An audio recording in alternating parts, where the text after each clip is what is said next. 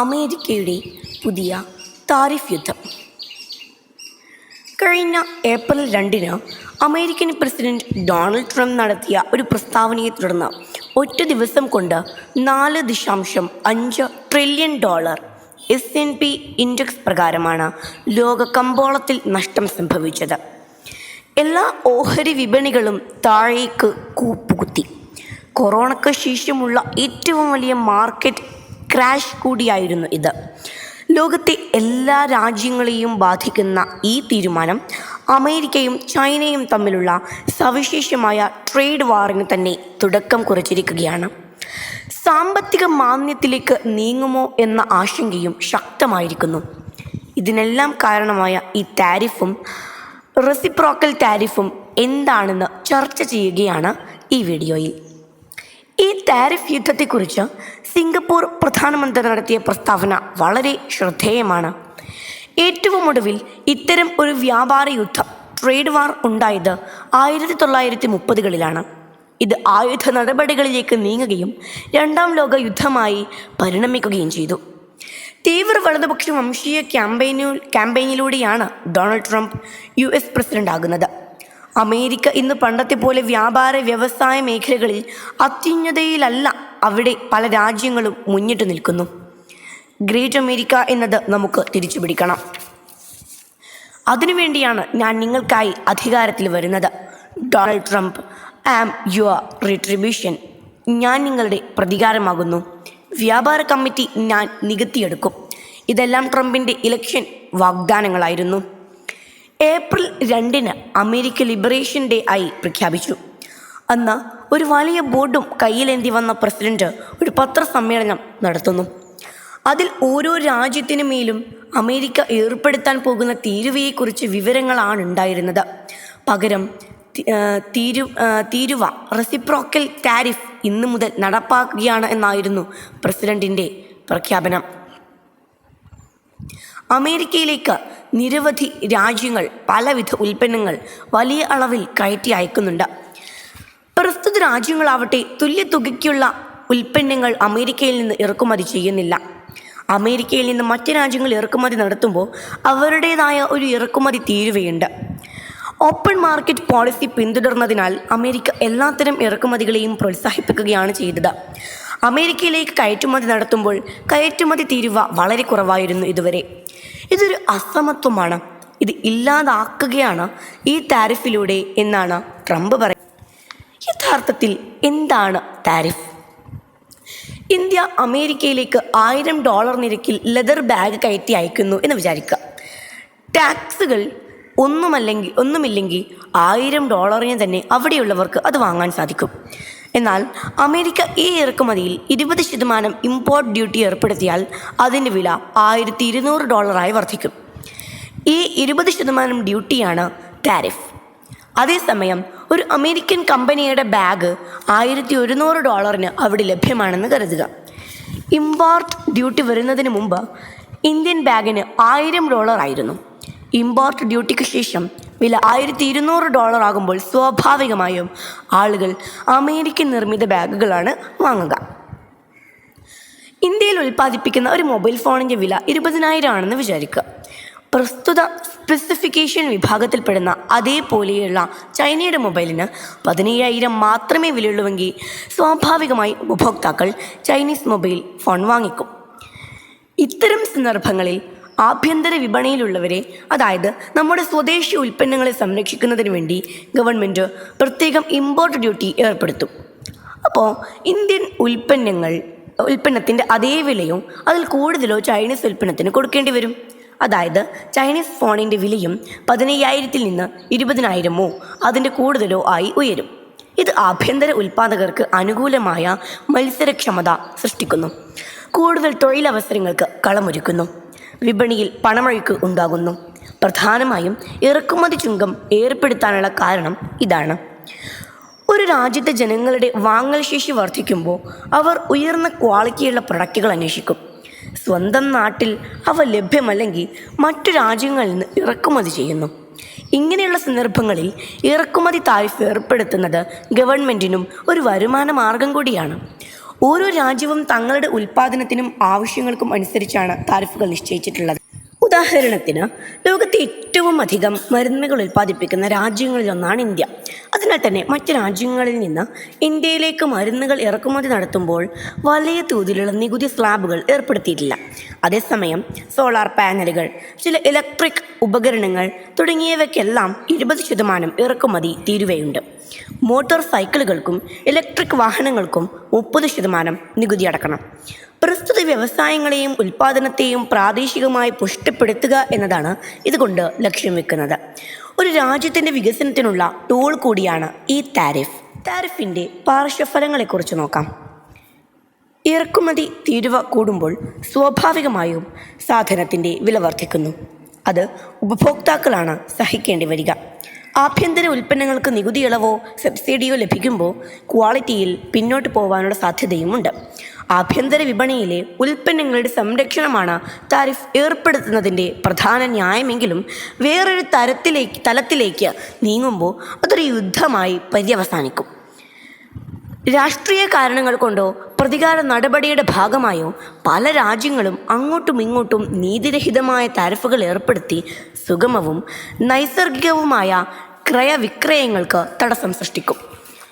Chicken വാറിനെ കുറിച്ച് നോക്കാം. 1960-കളിലുണ്ടായ ഒരു പ്രധാന വ്യാപാര യുദ്ധമാണ് ചിക്കൻ വാർ. സാങ്കേതിക വിദ്യകളുടെ സഹായത്തോടെ അമേരിക്കയിൽ കോഴി ഉൽപ്പാദനം പാരമ്യത്തിലെത്തി. വില കുറയുകയും ചെയ്തു. അപ്പോൾ കുറഞ്ഞ വിലയ്ക്ക് യൂറോപ്യൻ രാജ്യങ്ങൾ അമേരിക്കയിൽ നിന്ന് ചിക്കൻ ഇറക്കുമതി ചെയ്യിപ്പിച്ചു. ഇത് ജർമ്മനിയിലെ കോഴി കർഷകരെ ബാധിക്കുകയും അവരുടെ ഉൽപ്പന്നങ്ങളുടെ വില ഇടിയുകയും ചെയ്തു. ഇവരെ സംരക്ഷിക്കുന്നതിനായി ജർമ്മനി 25% ഇറക്കുമതി നികുതി പ്രഖ്യാപിച്ചു.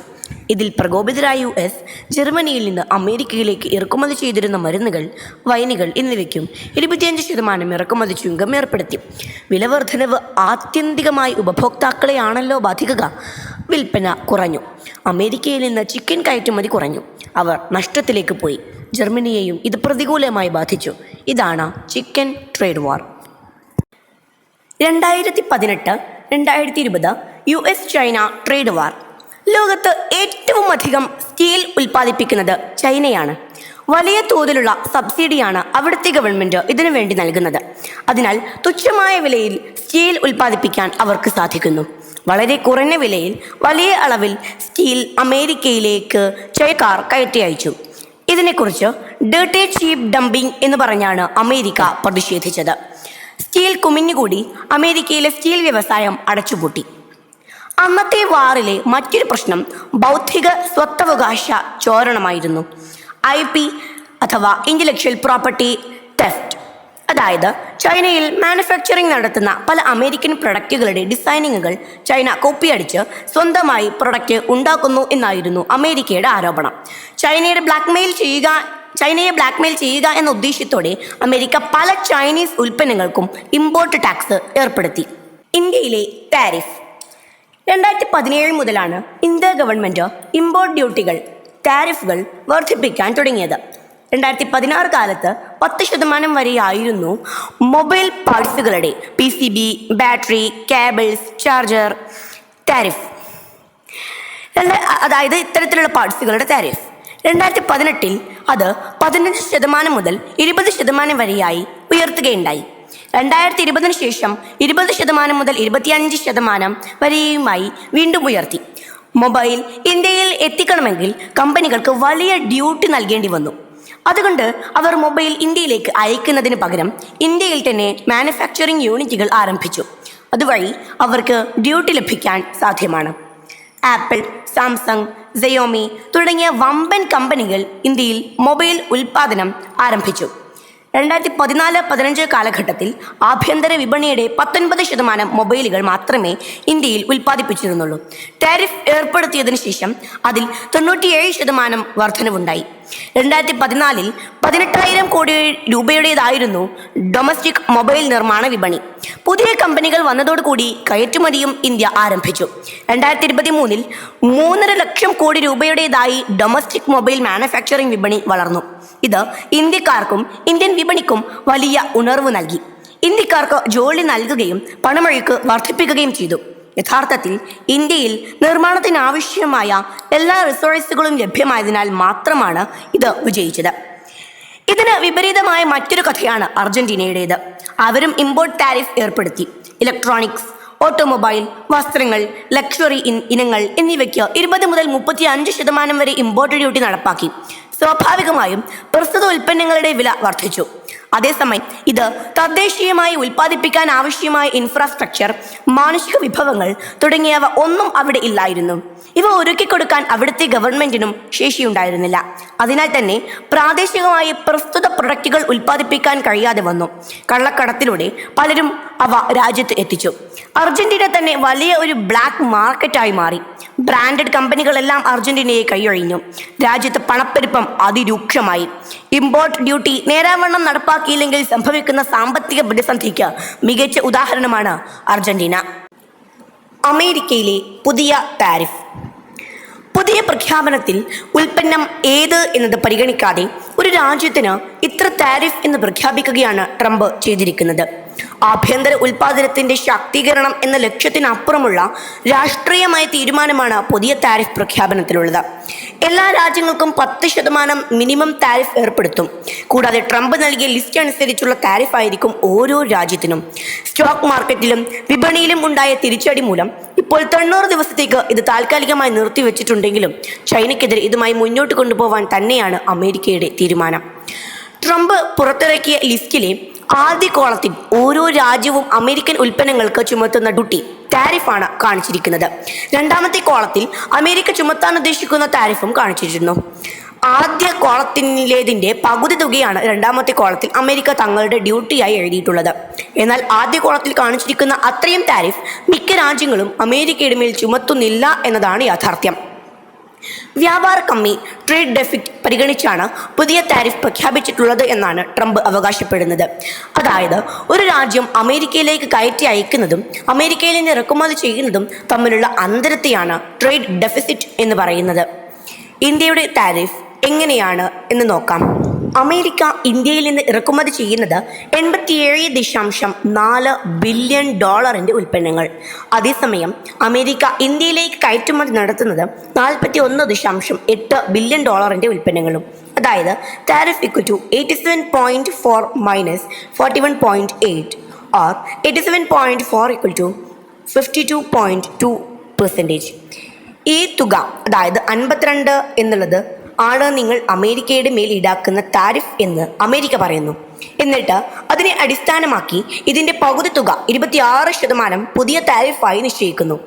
എല്ലാ രാജ്യങ്ങളും വളരെ കുറഞ്ഞ ഇനങ്ങൾക്ക് മാത്രമേ അമേരിക്കയിൽ നിന്ന് ഇറക്കുമതി ചെയ്യുമ്പോൾ വലിയ താരിഫുകൾ ഈടാക്കുന്നുള്ളൂ. അമേരിക്ക ചെയ്യുന്നത് ഇപ്പോൾ തയ്യാറാക്കിയ ഫോർമുല പ്രകാരം നിശ്ചിത ശതമാനം ടാക്സ് ഓരോ രാജ്യത്തിനും ഏർപ്പെടുത്തുകയാണ്. ഒരു അടിസ്ഥാനവുമില്ലാത്ത കാൽക്കുലേഷനാണിത്. മറ്റൊരു കാര്യം, പല മൂന്നാം ലോക രാജ്യങ്ങൾക്കും അവിടെയുള്ള ജനങ്ങൾക്കും അമേരിക്കൻ നിവാസികൾക്കുള്ള അത്ര അളവിൽ പർച്ചേസിംഗ് പവർ ഇല്ല. വികസ്വര രാജ്യങ്ങളിലുള്ളവർക്ക് വിവിധ പ്രൊഡക്റ്റുകൾ അവരുടെ നിത്യജീവിതത്തിൻ്റെ ഭാഗമല്ല, അവ ആഡംബരങ്ങൾ മാത്രമാണ്. വിയറ്റ്നാം ധാരാളം വസ്ത്രങ്ങൾ, ബാഗുകൾ, ചെരുപ്പുകൾ തുടങ്ങിയവ അമേരിക്കയിലേക്ക് കയറ്റി അയക്കുന്നു. വിയറ്റ്നാം യഥാർത്ഥത്തിൽ അമേരിക്കയിൽ നിന്ന് ഇറക്കുമതി ഇനത്തിൽ ഈടാക്കുന്ന ശരാശരി താരിഫ് 5% മാത്രമാണ്. എന്നാൽ അവർക്ക് പ്രഖ്യാപിച്ചിട്ടുള്ള അമേരിക്കയുടെ എതിർ താരിഫ് 90%. എന്തുകൊണ്ട് അനീതിയാകുന്നു? വ്യാപാര കമ്മിയെ ഒരിക്കലും അഭികാമ്യമല്ലാത്ത വ്യാപാരം, അൺഫെയർ ട്രേഡ് എന്ന് പറയാൻ കഴിയില്ല. പല കാരണങ്ങൾ മൂലമാവും വ്യാപാര കമ്മി ഉണ്ടാവുന്നത്. US ഉപഭോക്താക്കളുടെ ആവശ്യങ്ങൾ അനുസരിച്ച് ആയിരിക്കും അവിടെ കച്ചവടങ്ങൾ നടക്കുക. ഉദാഹരണത്തിന്, അവർക്ക് ഇന്ത്യൻ കോട്ടൺ വസ്ത്രങ്ങളാണ് ഇഷ്ടമെങ്കിൽ സ്വാഭാവികമായി ഇന്ത്യയിൽ നിന്ന് വരുത്തിക്കും. ചൈനീസ് ടോയ്സാണ് ഇഷ്ടമെങ്കിൽ അതിനനുസരിച്ച് ചൈനയിൽ നിന്ന് ഇറക്കുമതിയും നടത്തും. എവിടെയാണോ ഏറ്റവും കൂടുതൽ മാനുഫാക്ചറിങ്ങും വിലക്കുറവുമുള്ളത് അവിടെ നിന്ന് വ്യാപാരികൾ സാധനങ്ങൾ ഇറക്കുമതി ചെയ്യും. പ്രത്യേകിച്ച് അമേരിക്ക കാലങ്ങളായി വലിയ പ്രൊഡക്ഷനുകളിൽ ഫോക്കസ് ചെയ്യുന്നുമില്ല. അവിടെ കുറഞ്ഞ വേതനത്തിന് തൊഴിലാളികളെ കിട്ടാത്തത് ഒരു കാരണമാണ്. അതിനാൽ വ്യാപാര കമ്മി, ട്രേഡ് ഡെഫിസിറ്റ് കാരണം താരിഫ് ഏർപ്പെടുത്തുക എന്നത് യുക്തിസഹമല്ല. ഇന്ത്യ എത്രയാണോ താരിഫ് ചാർജ് ചെയ്യുന്നത്, അല്ലെങ്കിൽ ചൈന എത്രയാണോ താരിഫ് ഈടാക്കുന്നത്, തത്തുല്യ അളവിൽ താരിഫ് തുക നിശ്ചയിക്കുകയാണെങ്കിൽ ഇത്ര പ്രശ്നങ്ങളും വിമർശനങ്ങളും നേരിടേണ്ടി വരുമായിരുന്നില്ല. പക്ഷേ ട്രംപ് ട്രേഡ് അസമത്വം എന്ന തത്വത്തെ അടിസ്ഥാനമാക്കി താരിഫ് നിശ്ചയിക്കുകയാണ് ചെയ്തത്. ലോകത്തെ എങ്ങനെ ബാധിക്കും? 1. ചൈന ചെയ്തതുപോലെ പല രാജ്യങ്ങളും ചെറിയ രീതിയിലെങ്കിലും എതിർ താരിഫുകൾ റിട്ടാലിയേറ്റ് പ്രഖ്യാപിച്ചേക്കാം. 2.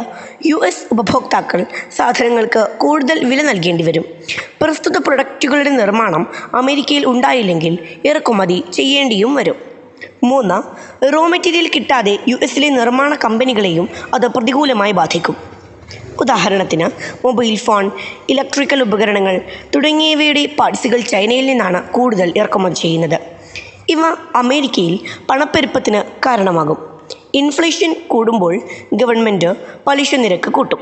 അത് ചെറിയ രീതിയിലുള്ള വ്യാപാര മന്ദഗതി സ്ലോ ഡൗണിനും കാരണമാകും. ഇന്ത്യയുടെ ആകെ കയറ്റുമതിയുടെ 10% മാത്രമാണ് അമേരിക്കയിലേക്കുള്ളത്. ഇത് DGPയുടെ 2% മാത്രമേ വരൂ. അതിനാൽ തന്നെ വലിയ പ്രത്യാഘാതങ്ങൾ ഇന്ത്യൻ വിപണിയിൽ ഉണ്ടാവാൻ സാധ്യത കുറവാണ്. ഏപ്രിൽ 2-ന് അമേരിക്കൻ സ്റ്റോക്ക് മാർക്കറ്റുകൾ 12% താഴേക്ക് പോയപ്പോൾ ഇന്ത്യയിൽ 5% മാത്രമേ ഇടിവ് സംഭവിച്ചിരുന്നുള്ളൂ. ഒരുപക്ഷെ ചൈനയെ അവർ കൈയൊഴിഞ്ഞാൽ ഇന്ത്യയെപ്പോലുള്ള മാനുഫാക്ചറിംഗ് രാജ്യങ്ങൾക്ക് ഈ അവസരം ഗുണകരമായും തീരാമെന്ന് നമുക്ക് ആശിക്കാം. കൂടുതൽ ഇതിനെപ്പറ്റി പഠിക്കാൻ നമുക്ക് സാധിക്കട്ടെ എന്നാശംസിച്ച് നിർത്തുന്നു. നന്ദി.